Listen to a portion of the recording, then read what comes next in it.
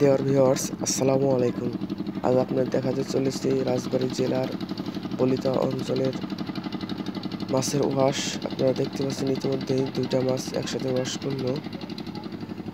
এখানে মোটামুটি এখন ভালোই মাছ ওয়াশ করে।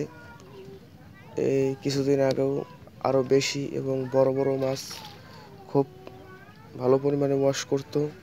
রুই, কাতল, চিতল। এখন বস্তা ডাম্পিং করার কারণে বর্তমানে মাছ আউটসাইড একটু সরে গেছে, তারপরে মোটামুটি ভালোই ওয়াশ করছে। আপনারা এসে দেখতে পারেন। কিছুক্ষণ বসে থাকলে ভালোই দেখা যায়। আমি গিয়েছিলাম ভোরবেলা, তো দেখতে পেলাম একের পর এক মাছ উঠতেছে, ওয়াশ করছে। তো সামনে ইনশাল্লাহ ভালো মাছ ধরবে আশা করা যায়। আপনারা চাইলে এসে ঘুরে দেখতে পারেন।